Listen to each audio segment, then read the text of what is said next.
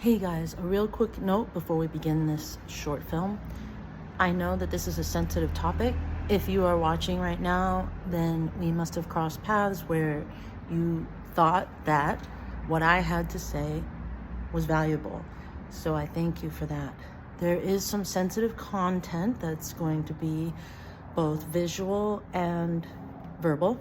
The visual are historical photographs, still disturbing. And most of all, if you feel that you disagree with me on recent developments in the world, I think you will learn a lot from this video because all I'm doing is filling in the picture. I'm not trying to take a side. I'm trying to fill in the picture because ultimately the truth is what will set us free.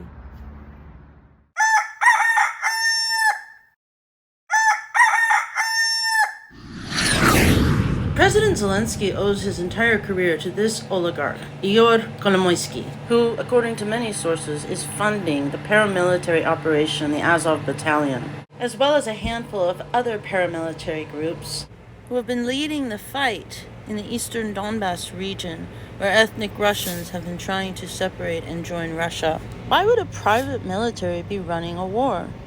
It all goes back to how much debt Ukraine carries.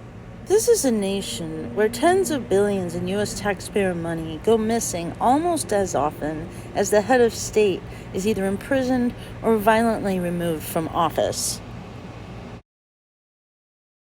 This is the guy who was violently overthrown in a U.S.-sponsored coup in 2014.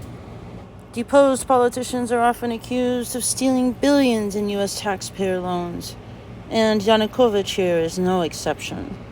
Igor Kolomoisky is largely blamed for the loss of more than $5 billion in U.S. taxpayer money held in his Privat bank. It's an open secret that the money doesn't go to those who need it. The oligarchs take it, they hide it, and it's never recovered. Then again, it was Kolomoisky's TV station that made President Zelensky famous in the sitcom Servant of the People, describing a school teacher who wakes up to find himself elected president. Meanwhile, roughly 80% of the GDP of Ukraine goes to servicing the debt they have accumulated over decades to the International Monetary Fund and the United States. So it's no wonder that the oligarchs controlling the paramilitary groups, of which the main ones have now been formally inducted into the Ukrainian military. Ever since the U.S. installed a puppet in 2014, the war has been raging in the eastern part of the country. So the oligarchs are running this war, and unfortunately, there's been a lot of atrocities and ethnic cleansing, pogroms, just as was done in World War II. They've been doing them against the Roma and LGBT, and there are documented cases by the UN High Commissioner for Human Rights, persecution of Russian ethnic nationals in those two provinces, Donbass, the Donetsk and Luhansk. Nationalism in this country dates back to before World War II.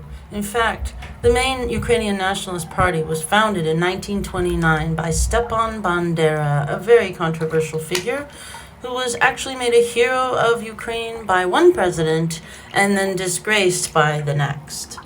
Bandera's hatred of Jews was second to his hatred of Bolsheviks. In fact, he said the Jews helped the Bolsheviks. That was why he hated them so much. Bandera envisioned a fascist state with him at the top, so he welcomed the Nazis to Ukraine. And in 1941, he participated in the pogroms, which eliminated 4,000 Jews from the city of Lvov in a single pogrom. The attackers justified their violence because of a rumor that a recent prison massacre of several thousand people was actually carried out by the Jews. Sound familiar? Sadly, violence begets violence. Bandera was acting in reaction to Stalin's forced starvation of millions of Ukrainians after he commandeered the grain they produced for Russia. In Lvov, also known as Lviv, one of many statues of Bandera still stands, while the 4,000 Jews who were killed are not commemorated. The situation is even more bizarre when you realize that both President Zelensky and Kolomoisky are Jewish. These two men have obviously had to make some hard choices, especially when it comes to their benefactors, the American government. They've had to agree to allow the American Department of Defense to establish delicate research labs throughout the country, as well as in the former Soviet Republic of Georgia. The servant of the people in Ukraine is actually the servant of the globalists and the oligarchs around the world who plunder it for their own devices. I'm Tatiana Prophet with Back to Facts, sharing complete facts. Thanks for watching.